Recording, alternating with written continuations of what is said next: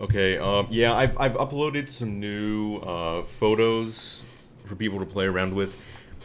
This isn't really like a major version, but there are some kind of nice changes that have been made that that I think people will appreciate.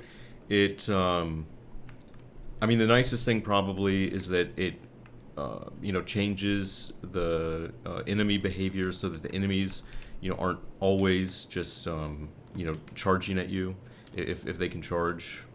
There's basically a random decision that they can make whether they want to charge you or not. But yeah, there's just been just a lot of minor things that that I wanted to tweak and fix. That I went in and did.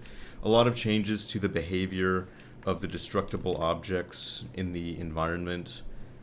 I wanted to basically add in more interaction with the world on them, and so I also put in some new palette swaps for burning objects.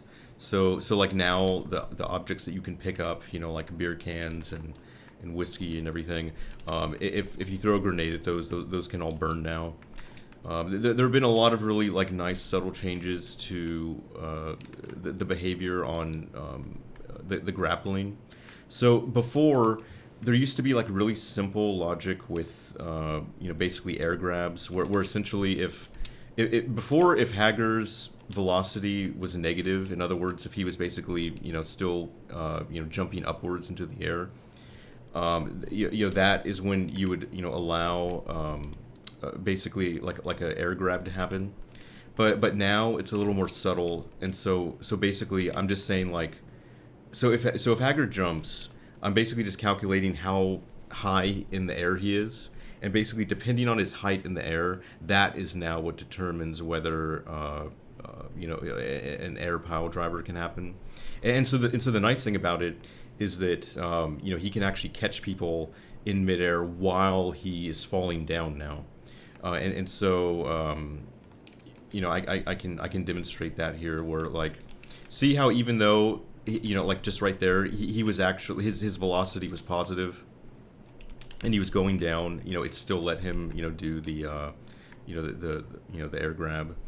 And there's been some other nice changes too, where I basically made sure that all the behavior was consistent with like grabbing objects. And so basically, if he's doing his air grab, he can actually grab items in midair too, not just the characters in the game.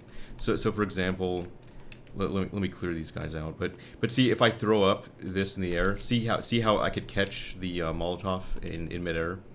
And there's some really lovely behavior too with things that can happen. So for example, like it's possible if, say, like a sword gets knocked in the air, Haggard can do basically a grab jump, and within the same jump he can both catch the weapon and grab somebody in midair and pile drive them. And when it all just kind of seamlessly happens is one motion, it's really pretty elegant, awesome.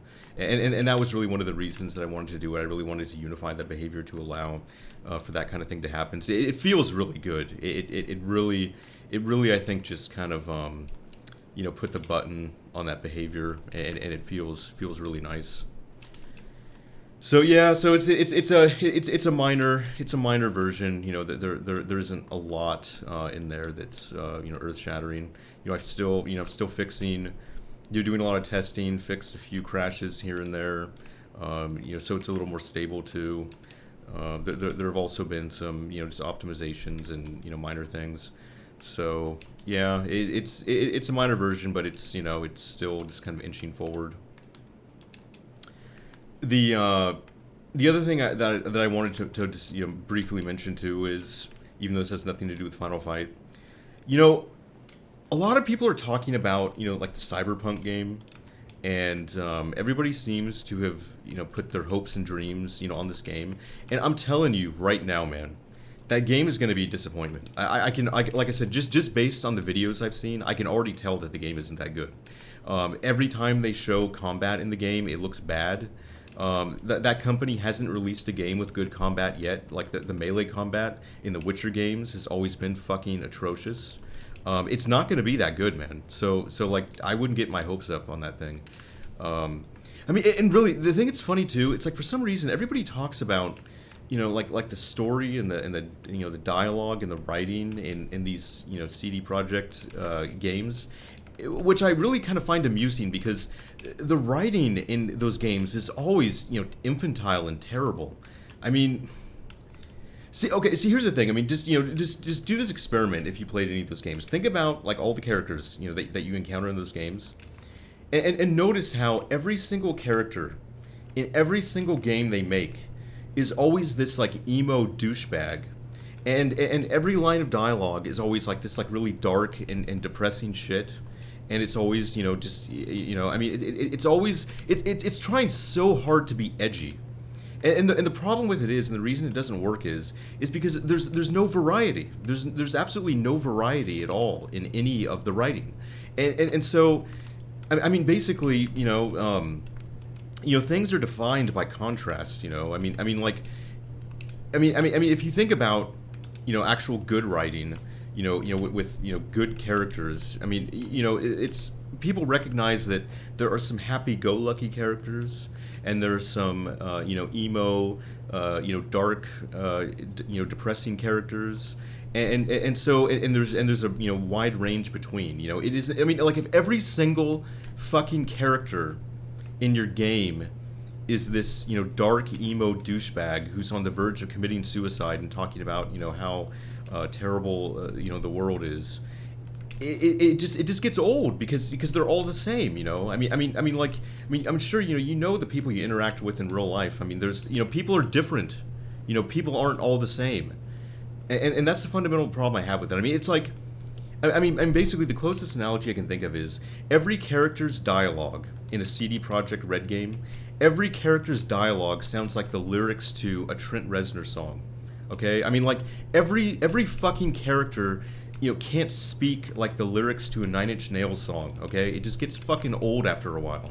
It's really fucking infantile, man. It's just, like, what it really feels like is, it feels like a teenager's conception of maturity. That's what those games feel like. Like, we're talking about, how corrupt and dark everything is, and we talk about sex. We're so fucking mature. I mean, really, that's what it feels like. It feels like a 14-year-old's idea of what maturity is. It's really fucking embarrassing. So I don't know. Like I said, I don't get the obsession with CD Projekt. They don't know how to make games that play well, and that's like the most basic fucking component of a good game.